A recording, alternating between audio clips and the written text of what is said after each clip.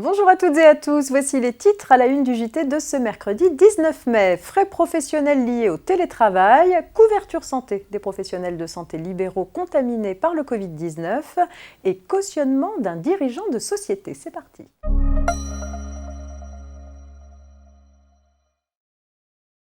Les circonstances exceptionnelles liées à l'épidémie de Covid-19 ont conduit à un accroissement massif du télétravail en 2020. Ce télétravail a pu générer des frais professionnels pour les salariés qui peuvent être déductibles pour le calcul de l'impôt sur le revenu.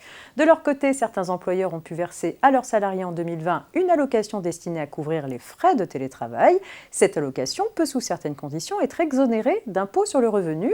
Pour aider les contribuables à remplir correctement leur déclaration des revenus de 2020, une foire aux questions sur le sujet a été mise en ligne sur le site officiel impôt.gouv.fr. Ce document résume les principes applicables selon les situations rencontrées avec des exemples précis à l'appui.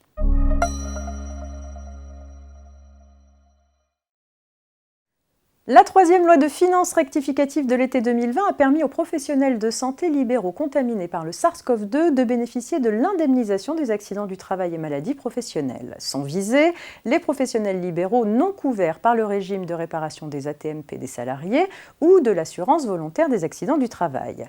Les prestations sont calculées selon les règles de l'assurance volontaire des accidents du travail sur la base des derniers revenus non salariés déclarés aux URSSAF ou au CGSS.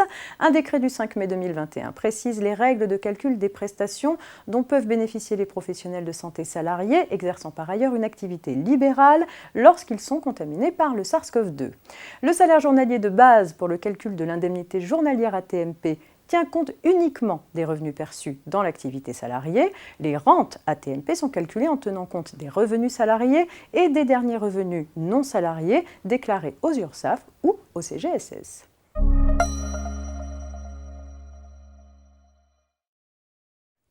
On s'intéresse pour terminer à la question du cautionnement d'un dirigeant de société avec l'affaire suivante. Le dirigeant d'une société se porte caution solidaire des engagements de cette dernière au titre d'un crédit consenti par une banque en 2009.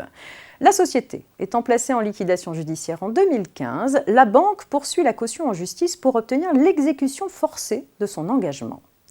Le dirigeant riposte en invoquant la disproportion de son engagement de caution à ses biens et revenus. Il reproche également aux professionnels de ne pas l'avoir suffisamment mis en garde contre la portée de cet engagement.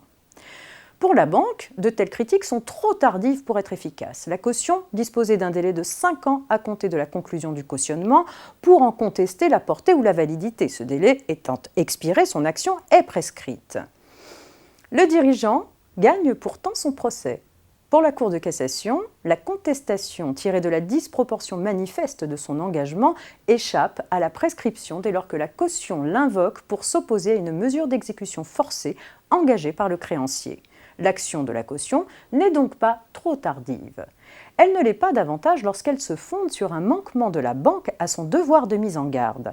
En effet, le point de départ du délai de prescription de 5 ans pour agir en responsabilité contre la banque n'est pas la date de conclusion du cautionnement, mais le jour où la caution apprend que son engagement va être mis à exécution du fait de la défaillance du débiteur garanti. La prescription ayant commencé à courir seulement en 2015, le dirigeant peut donc toujours agir aussi sur ce fondement. C'est tout pour aujourd'hui. Je vous souhaite une bonne journée. À demain.